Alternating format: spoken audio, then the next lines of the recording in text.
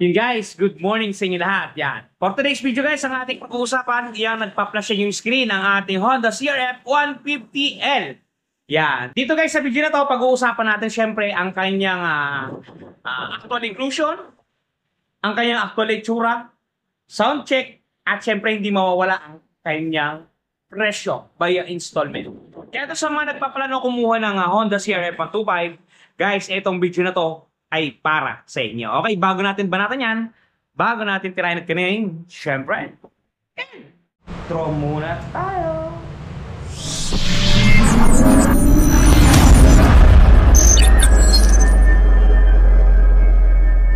Okay guys, without further ado, eto na ang ating Honda CRF 2025. Eto guys, yan, same as 2024 pa din, dire-diretso. CRF 150 guys, eto makikita nyo.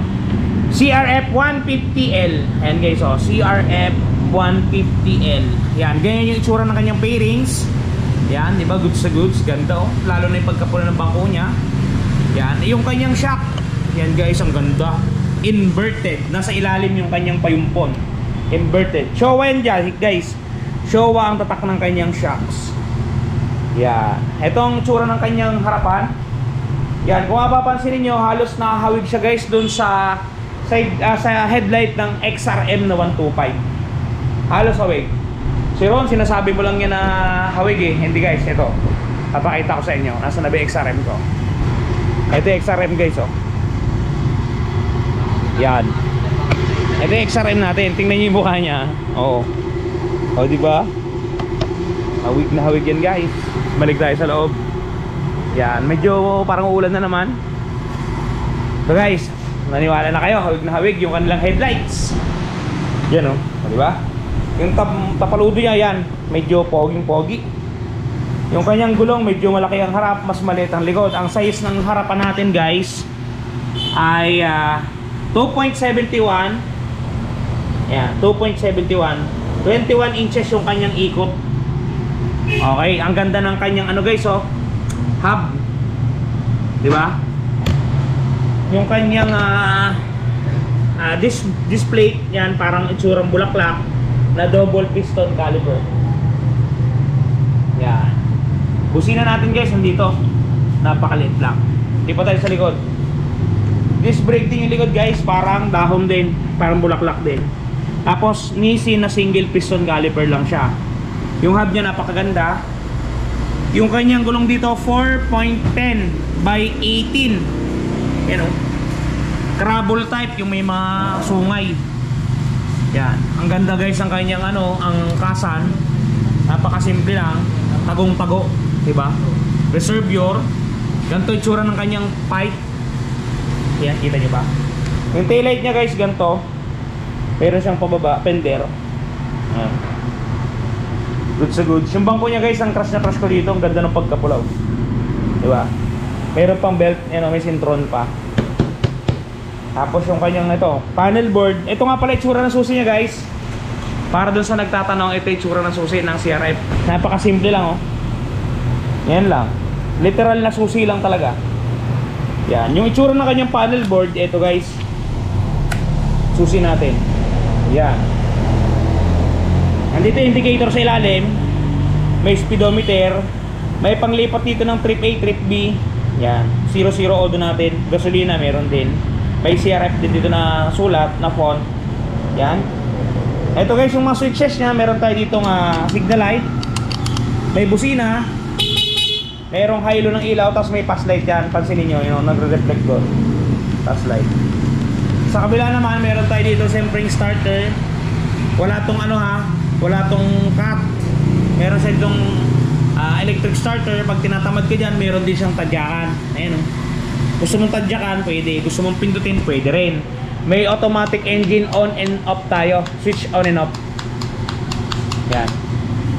Yun, ganun yung kanyang literal na itsura. Ang signal light niya guys, di bumbilya. Yan. Nakapermis nga pala nakabuhay yan guys, ha. Di bumbilya yung ating signal light. Yan. Yung tail light natin ay bumbilya din to guys, kung di ako nagkakamali. Oo, bumbilya din. Yan, oh. Bumbilya din siya. Diba? Ganda. Goods na goods guys yung ating CRF na napaka-cute. Yan nga pala guys, isa-sound check ko sa inyo. Ito, i-sound check natin para mapakinggan ninyo. Ito guys, start natin siya. Alisin ko muna itong price tag, mamaya na natin pag-usapan yung presyo. Ito guys, start natin siya. Yan guys, yan yung andara ng CRF natin. Kasi ito guys ay for release na to. Hindi pa lang nakakababa sa bundok yung may-ari. Kasi doon siya nagtatrabaho sa DNR. Ano siya, Ranger. Kaya ito yung kinuha niya. So guys, so umaandar na yan. Pakinggan niyo yung kanyang makina. Diba ang ganda ng rev niya? Parang napakatapang. Oh. Gamit kayo ng earphone o headset para mas ma-appreciate nyo guys yung kanyang andara at galawan. Ayan o. Ganda guys. O diba? Ito pampatayan. O diba? Stig. Off na natin. Yun guys, talakayin naman natin ngayon yung kanyang presyo. Doon sa mga gusto ng kumuha ng CRF, ito guys yung presyo niya, via cash and by installment. Ito guys yung unit natin. Ito yung presyo niyan, tanggalin ko na. Ito guys, ang SRP 147,900 pesos. Ayan. Down payment natin ay 10%, 14,790. Pagka nag-down po kayo ng ganito, ang monthly nyo po sa 2 taon ay 8,950. Ayan po. Pagka po 3 taon, 7,047. Ayan guys, screenshot nyo na yung presyo ng ating CRF na 150L. Ayan, balik natin. Ayan guys, ayan o, diba legit yan. Goods to goods. Oh, pogi.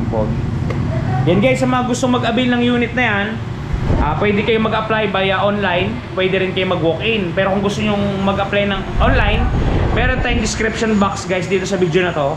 I-click nyo lang yung link, didiretso na kayo sa application center ng BPI. May mag-a-assist naman sa inyong sales associates at hindi kayo mahihirapan. Ilagay nyo lang din yung contact details, buong pangalan, tsaka syempre na nanggaling kayo kay Siron TV. May pipindutin kasi ilalim yan. I-click nyo na lang Siron TV. Yun. Yun nga pala guys, sa mga namang problema, may dagdag ko na. Namang problema ng mga gas-gas yan. Kahit anong motor dito guys. For example, nakabili kayo ng kahit anong unit. Yan. Ngayon, nagasgasan. Ito guys, touch paint ni Washbody. Pwede nyo itong mabili sa Shopee. At ito na guys, ang touch paint ni Washbody. Diba napakaganda? Ganito ang packaging yan pagka mabibili ninyo. Ito yung polishing cream. Ito yung surface cleaner. Ito yung mismong touch paint. At may kasamang pre-yan na pen brush at meron niyang instruction kung paano gagamitin. Ito guys, kung makikita ninyo, ganito siya i-apply. Una, pahidan ninyo ng polishing cream para makinis ninyo yung lugar o lokasyon. Sprays ng surface cleaner. At syempre, i-apply natin ang ating touch paint. Yan. Isulat nyo lang ng pen niya at talaga namang matatakpan ang mga gasgas ng inyong unit. Bili na kayo guys, touch paint ni Washbody. Yan guys, napakaganda ng touch paint na yan. Kaya kung ako sa inyo, itry nyo na ang touch paint ni Washbody. Kung meron lang din gasgas ang unit ninyo na gusto nyong mabura o hindi mapansin, itry nyo na guys ang touch paint ni Washbody. Na pwede kayong bumili sa Shopee Shop, pwede rin kayong bumili sa description box natin. Meron dyan, naka-post na dyan. I-click nyo na lang.